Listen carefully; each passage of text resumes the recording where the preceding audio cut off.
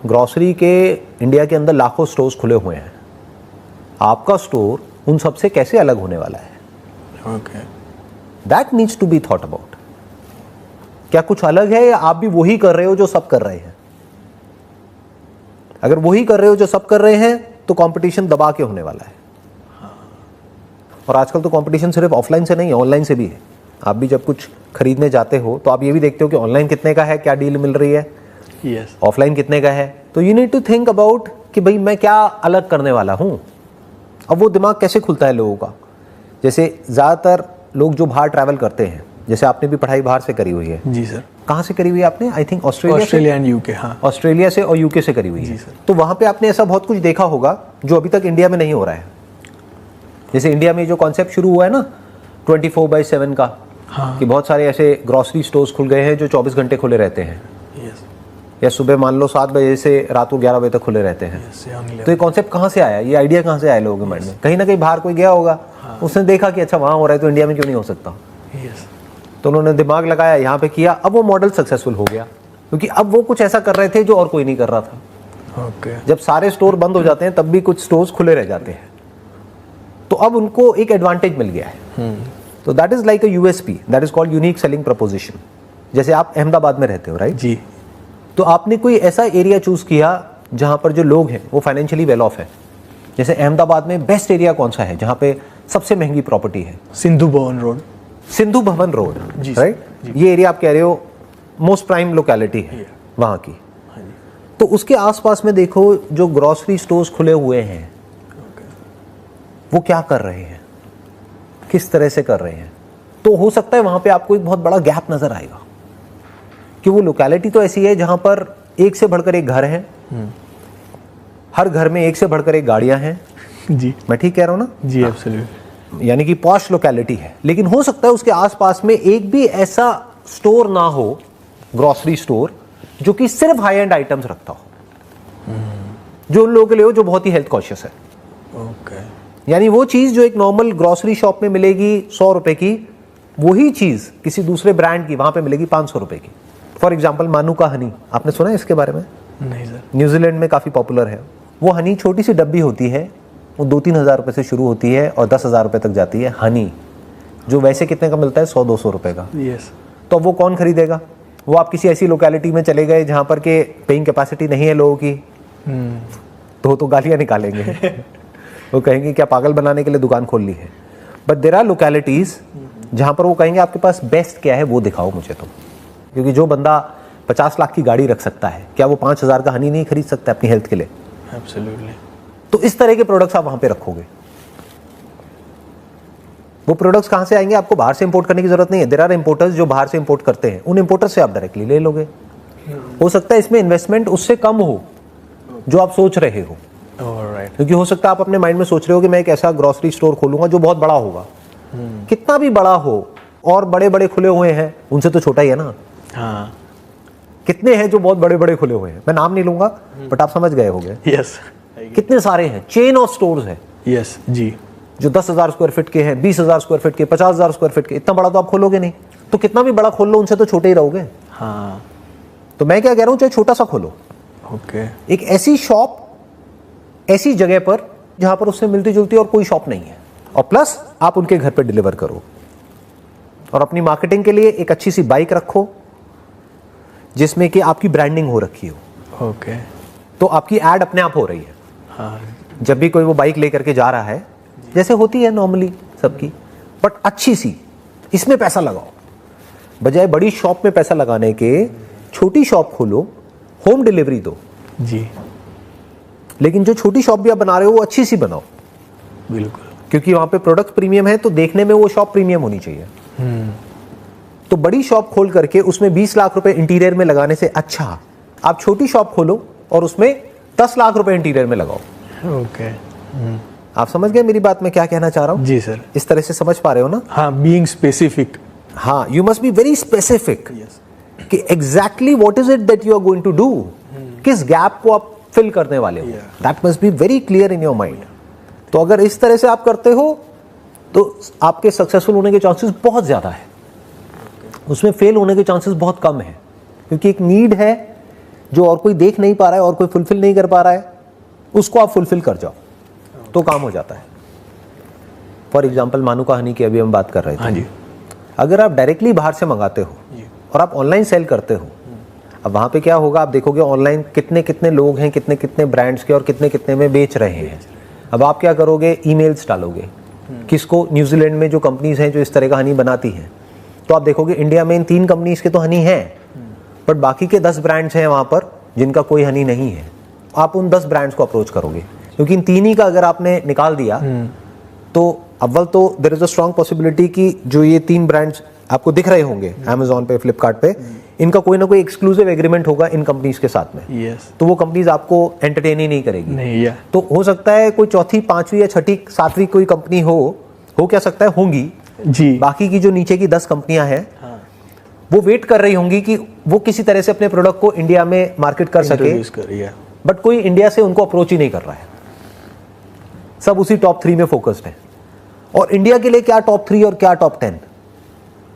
अगर मैं कोई XYZ ब्रांड का नाम आपको बताता हूं वहां का, आपको कैसे पता कि वो ब्रांड वहां का नंबर 1 है, नंबर 2 है, नंबर 10 है?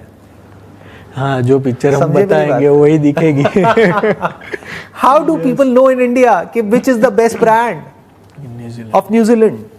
तो अगर आप नंबर 10 वाले ब्रांड को भी अप्रोच करते हो जिसकी क्वालिटी अच्छी है लेकिन ब्रांड नेम इतना स्ट्रांग नहीं है, तो हो सकता है वो आपको और सस्ते में दे दे, जिसको और लोग जो ऑनलाइन बेच रहे हैं मान लो 4,000 रुपए का, उसको आप 2,000 में बेच दो। इसको बोलते हैं मार्केट डिसरप्शन, कि आपने पूरी की पूरी मार्केट को डिसरप्ट कर दिया। अब वो लोग हिल जाएंगे, वो कहेंगे ये क्या हो रहा है कि जो चीज़ हम 4,000 की बेच रहे हैं वो कोई और आ गया है जो 2,000 में बेच रहा है, और फिर भी आप 1,000 रुपए कमा रहे हो उसमें, क्योंकि पीछे से आपको मान लो 700-800 रुपए का पड़ रहा है। तो अब इसमें क्या चाहिए आपको? इसमें आपको सीखना पड़ेगा कि Amazon पे या फ्लिपकार्ट पे या कहीं पर भी मार्केटिंग कैसे करते हैं जी। मतलब वहां पर भी आप एड्स रन कर सकते हो। समबडी सर्चिंग फॉर हनी और मे बी ऑर्गेनिक हनी या मानुका हनी, तो आपकी ऐड आएगी। ऐड में पैसा लगाओ और पैसा कमाओ। बिजनेस करना वैसे सही बता रहा हूँ बहुत आसान होता है, बट थॉट प्रोसेस की सारी प्रॉब्लम है। ऐसे बहुत सारे एजेंट्स हैं जिनका काम ही यही है। वो क्या करेंगे, आपने उनको बताया कि मेरे को इस कंपनी से, एक बार आपकी डील फाइनल हो गई ऑनलाइन मान लो ईमेल के थ्रू, फिर आपने इस कंपनी को बोल दिया, इस एजेंट को बोल दिया कि अब मेरे को इतनी क्वांटिटी यहाँ से यहाँ पर चाहिए, तो बाकी सारा काम उनका है, उनकी हेडेक है। अच्छा। वो अपना कुछ कमीशन लेंगे थोड़ा बहुत बीच में, और आपका प्रोडक्ट आपको मिल गया।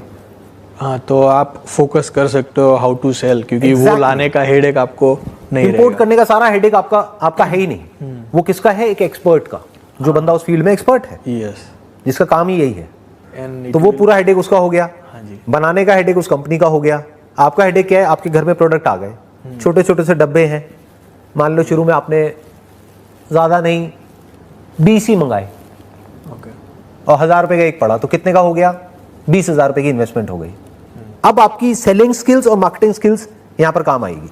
अगर आप 20 बेच सकते हो तो आप 200 भी बेच सकते हो, 200 बेच सकते हो तो 2,000 भी बेच सकते हो, और एक प्रोडक्ट बेच सकते हो तो दूसरा भी बेच सकते हो। तो कितने ऑप्शंस खुल गए, वायबिलिटी बहुत ज्यादा हो गई, बहुत ज्यादा एक्सपोजर भी एकदम। और ये सब जो मैं बातें कर रहा हूं ना, ये कोई थ्योरेटिकल बातें नहीं है, लोग ऐसा कर रहे हैं इंडिया में। बस ये है कि इस सब के बारे में किसी को पता नहीं है। तो ये मैं जो सीक्रेट्स हैं अंदर के, वो सब ओपन कर रहा हूँ। जी, thank you sir. Most welcome जी। और सर ज़्यादातर बिजनेसेस में ऐसा होता है कि when you have just started off, तो कोई एक क्लाइंट होता है जो 60-70% ऑर्डर देता है। ऑल ऑफ द सडन, जैसे आपने बोला कि अभी हम शुरू कर रहे हैं, we are new and some of established player are already there, तो वो उनको बेटर ऑफर दे के अगर वो कस्टमर को अपने पास ले लेंगे तो हमारा नया सेटअप है वो कोलैप्स हो जाएगा। जैसे आपने बोला कि मार्केट डिसरप्शन आप कर सकते हो ये स्ट्रेटेजी से, तो उस चैलेंज को कैसे ओवरकम किया जाए? जो अभी आपने एग्जांपल दिया कि फॉर एग्जांपल आपने कोई नया बिजनेस शुरू किया और कोई क्लाइंट है, वो आपके बिजनेस का मान लो 50% रेवेन्यू जनरेट कर रहा है, और वहाँ पर एक एग्जांपल ले लेते हैं कि उसने पेमेंट देने से ही मना कर दिया। बड़ा कॉमन है। हाँ, बिग उसने प्लेयर्स पहले बोला कि मैं 30 दिन में पैसा दे दूंगा, उसके बाद 60 दिन हो गए, 90 दिन हो गए, 6 महीने हो गए, वो पैसे ही नहीं दे रहा है। क्या कर लोगे? कोर्ट में जाओगे तो 20-30 साल गए आपके। वो तो अब क्या करोगे? फंस गए ना जी। काम शुरू होने से पहले ही बंद हो गया। जी। तो बिजनेस को डाइवर्सिफाइड तरीके से करो।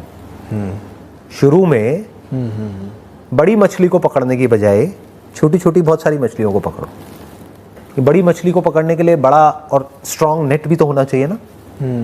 अपने छोटे से नेट से आप बड़ी मछली को पकड़ने जाओगे तो नेट ही फट जाएगा जी। तो उस छोटे से नेट से छोटी छोटी बहुत सारी मछलियों को पकड़ लो। यानी कोई भी एक भी ऐसा क्लाइंट आपका नहीं होना चाहिए जहां से कि आपकी रेवेन्यू का मान लो 10% से ज्यादा वहां से आ रहा है। तो कोई डर नहीं है। डूबा भी तो कितना डूबा, 10% डूब गया, कोई बात नहीं, क्या हो गया, बाकी का 90% तो चल रहा है ना, मैनेज हो जाएगा। तो ऐसे काम करो ही मत। ओके, इनिशियल डेज में, इनिशियल में मत करो। जब आपके पास फंड्स हो, मान लो बिजनेस करते करते आपको 1-2 साल हो गए हैं, आप बड़ों को अप्रोच करो ना, और ये सोच करके करो कि अगर मेरा पैसा डूब भी गया तो मुझे फर्क नहीं पड़ता, उतने का ही मैं रिस्क लूंगा। जिसने भी बिजनेस करा होगा वो समझता होगा इस रियलिटी को कि बहुत सारे लोग ऐसे हैं जो प्रॉपर एथिकल वे में बिजनेस को नहीं करते हैं इंडिया में, क्योंकि लोगों के अंदर अभी भी लॉ एंड ऑर्डर का कोई डर नहीं है। नहीं है, बिल्कुल जी। तो वो क्या करेंगे, वो आपको अटकाने की कोशिश करेंगे। ओके, इसको टिपिकल यहाँ पे लैंग्वेज में बोला जाता है, बिजनेस की लैंग्वेज में इंडिया में, नीचे लगाना सामने वाले को। हाँ, मतलब आपको कहेंगे पेमेंट आपकी कहाँ जा रही है, 30 दिन में हम दे देंगे ना। जैसे आप पेमेंट मांगने जाओगे वो कहेंगे और माल दे दो। हाँ, आप समझ गए, पेमेंट तो दी नहीं, माल और दे दो।